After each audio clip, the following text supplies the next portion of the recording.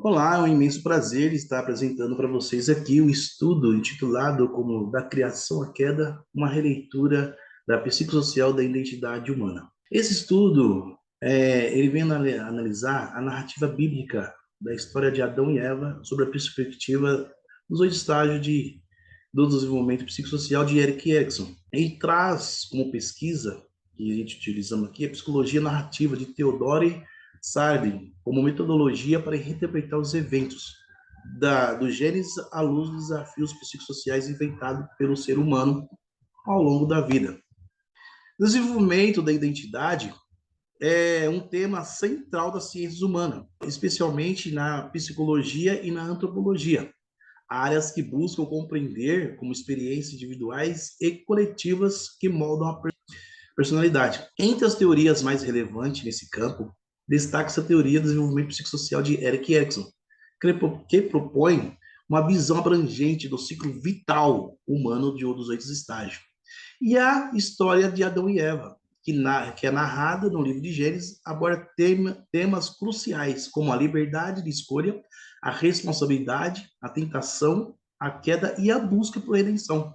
Então, o objetivo desse artigo é realizar uma releitura do relato bíblico da criação à queda à luz da teoria do desenvolvimento psicossocial de Erik Erikson, buscando estabelecer conexões entre elementos narrativos do texto, estágio de desenvolvimento proposto pelo autor. A teoria de Erik Erikson, um dos grandes psicanalistas do século XX, teve uma grande participação na pesquisa de personalidade, uma das mais abrangentes e influentes do campo da psicologia do desenvolvimento, que ele trouxe os 8 estágios na área do desenvolvimento, ele trouxe os 8 estágios do ciclo de vida do ser humano. Uma delas, que ele fala, é confiança versus confiança, que é ali que a gente vai aplicar na história de Adão e Eva ainda, na onde que o bebê se desenvolve a confiança básica através das interpretações dos cuidadores, ou seja, na onde que o bebê ali, ele tem uma confiança plena na sua mãe ou no seu pai, nos cuidadores deles ali.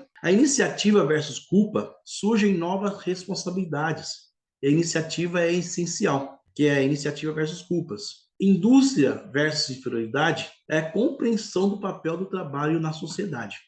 E a identidade versus confusão, o adolescente busca entender quem é e qual é o seu papel na sociedade. E na intimidade versus isolamento, estabelecimento em relação íntima e vínculos estreitos. E a generatividade e estagnação, preocupação em deixar contribuição para as futuras gerações. E, por fim, integridade versus desespero é reflexão sobre a vida, a aceitação do que foi vivido e a preparação para a morte. A metodologia aqui que nós vamos utilizar aqui para aplicar esse estudo, psicologia narrativa proposta por Theodore Sardin. Esta metodologia revoluciona a compreensão do comportamento humano ao propor que a narrativa é uma metáfora da raiz da psicologia, ou seja, nós vamos utilizar a história de Adão e Eva como uma metáfora proposta pelo Theodore Sardin pela psicologia narrativa para explicar os 8 estágios de Adão e Eva, numa leitura atenta, na aplicação dos 8 estágios e na interpretação da psicossocial. Aqui a história de Adão e Eva passa-se num jardim, porque Deus criara todas as coisas que há neste mundo em uma só palavra, segundo a teologia. Só que quando Deus foi formar o homem, ele forma o homem do pó da terra.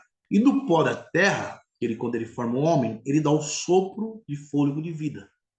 E nesse sopro de fôlego de vida, aí vem o homem viver sobre a terra como alma vivente. E ele coloca esse homem agora, esse amigo, ele tem relacionamento com esse homem chamado Adão, ele coloca num jardim. Só que nesse jardim, ele fala, Adão, você pode comer de todo o fruto desse jardim. Somente você não pode comer daquela árvore que está no meio do jardim. Porque aquela árvore, ela tem o poder do conhecimento do bem e do mal. No dia que você comer esse fruto, certamente tu morrerás. Essa foi a sentença que Deus deu para Adão. E Adão vivia ali no Éden. E Adão vivia com conexão com Deus. Só que um dia, Deus fez Adão adormecer. E quando ele adormeceu, das suas costelas, Deus o tomara e criara a mulher. Das suas costelas. E foi apresentada para Adão. E Adão olha e fala assim: olha, ela se chamará varoa, porque do varão foi tirado. Agora, todo varão tem que deixar a casa de seus pais e unir-se à sua mulher, se tornando uma só carne. Essa foi a compreensão que Adão teve naquele exato momento ali. E eles conviviam harmoniamente naquele jardim. Eles tinham Deus como seu cuidadores, como a gente viu lá no primeiro estágio de Eric Erickson, de confiança versus confiança. Eles tinham uma confiança plena em Deus. E eles tinham um relacionamento pleno com Deus. Só que, no desenrolar da história, no enredo da história, houve-se uma intervenção de uma astuta serpente, onde que ela veio conversar com Eva, apresentando uma desconfiança. E essa desconfiança fez com que Eva caísse no encanto da serpente e ela comeu do fruto do conhecimento do bem e do mal. E ela veio apresentar agora para Adão: olha, Deus falou que a gente não poderia comer daquele fruto porque a gente poderia certamente ver a morte. Só que eu comi e nada me aconteceu. E ela apresentou para Adão. E naquele exato momento, Adão come também e tem a queda do homem. Que ele vai cair no próximo estágio. Que teve a autonomia de comer daquele fruto, teve a iniciativa, agora ele vai ter a culpa e a vergonha. Por quê? Porque quando Deus chama Adão, Adão se esconde da face de Deus. Até que Deus insistentemente chama Adão e ele vem. Só que ele fala assim: Senhor. Aí Deus pergunta para ele: na onde que tu estava, Adão? Na onde que eu te chamei da primeira vez? Senhor, eu estava com vergonha, porque eu estava nu. Aí Deus pergunta: mas quem te mostraste a nudez? Você, porventura, comeu do fruto da árvore do conhecimento do bem e do mal? Sim, comemos, mas quem me apresentou esse fruto foi a mulher que tu me deste. Ou seja, ali já começou um conflito, um questionamento, uma desconfiança. A culpa vai trazer uma desconfiança e trouxe uma consequência disso daí, tudo.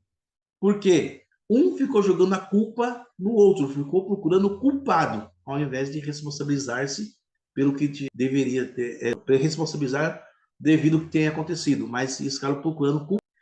E Deus vê em todo esse contexto, ele vê que tem que tirar Adão e Eva daquele contexto ali, daquele jardim, porque tem como punição. Agora, todas as decisões que eles tomaram vai ter uma consequência. Uma delas foi que Deus pegou assim: Adão, vou ter que te retirar você do jardim do Éden. Então, aqui é aqueles frutos que o Criador plantara. Só que agora eles vão ter que plantar, esperar a terra produzir para eles poderem se alimentar e sobreviver sobre essa terra. E essa nova realidade que trouxe para eles, vieram também as crises, das confusões de papéis. Olha só que interessante, ao deixarem o Éden, Adão e Eva perdem a identidade que possuíam como seres perfeitos e mortais. Olha só como eles eram seres perfeitos e mortais. Agora eles estão imperfeitos e mortais. E tem a necessidade de redefinir o seu papel no mundo. Essa experiência está diretamente relacionada ao estágio da identidade versus confusões de papéis. A identidade humana é intrinsecamente ligada à sua criação. O relato bíblico afirma: e criou Deus o homem, à sua imagem. A imagem de Deus os criou, macho e fêmeas os criou. Ou seja, Adão e Eva eram um ser perfeito, era o ser imortal. Porém, a desobediência trouxe a mortalidade para eles, trouxe uma sentença, trouxe a vulnerabilidade para eles, trouxe uma consequência, tudo por causa de uma desobediência. E eles tiveram a intimidade versus isolamento. Embora eles tivessem uma profunda intimidade, vínculo, agora estavam expostos à vulnerabilidade e às tensões provocadas pela própria idade que estavam vivendo. Portanto, deixará o homem o seu pai e a sua mãe, e apegar-se à sua mulher, e serão ambos uma só carne. Ou seja, eles tinham essa intimidade profunda, só que agora estava isolado também ali, num canto, ali. Só que eles tinha sobre eles um peso. Qual era o peso? Desmultiplicar a terra. E a multiplicação vem através dos filhos. E desses filhos, agora, eles é incumbido, aqui na generatividade e estagnação, eles eram incumbidos não estagnar mais essa população que estava vindo, mas sim incentivar ela a crescer, se incentivar ela, o número da crescente tão grande, porque eles tinham a responsabilidade agora de ensinar os seus filhos um caminho para chegar a uma relação com Deus. E na integridade, aqui no final da sua jornada, é uma reflexão que eles trazem. Aqui, ó, ao final das suas jornadas, Adão e Eva tiveram que lidar com as suas consequências, sua escolha. A sentença de morte pronunciada sobre ele por seu Criador, que a princípio lhe parecia terrível, depois que ele viveu umas centenas de anos, parecia justa e misericordiosa da parte de Deus, pois trazia um fim a uma vida miserável.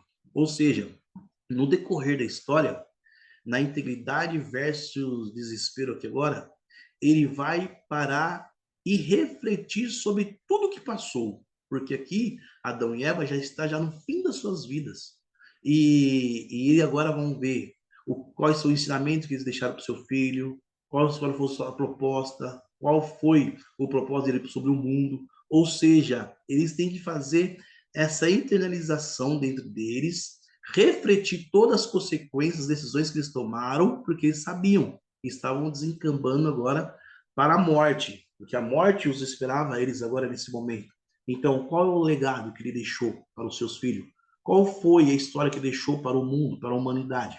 Você entende? Então, tudo isso está interligado nos 8 estágios de Erik Erikson, na onde que nós fizemos aqui a perspectiva, um olhar da interpretação da narrativa bíblica, que está lá em Gênesis, e nós trouxemos a aplicabilidade dos 8 estágios de Adão e Eva pela interpretação da psicologia narrativa proposta por Theodore Sardin. E aqui nas considerações finais, nós achamos que através da análise dos estágios de Erik Erikson na história de Adão e Eva, podemos observar como temas universais de desenvolvimento humano podem ser encontrados nas narrativas antigas. A teoria de Erik Erikson oferece uma lente rica para compreender dilemas e desafios enfrentados pelos personagens bíblicos. A história de Adão e Eva pode ser vista como uma metáfora para o desenvolvimento humano, assim como cada indivíduo passa por estágio do desenvolvimento psicossocial.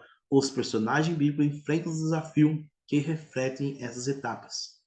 A abordagem de Erik Erikson aplicada a Adão e Eva também abre diálogo interessante entre psicologia e teologia.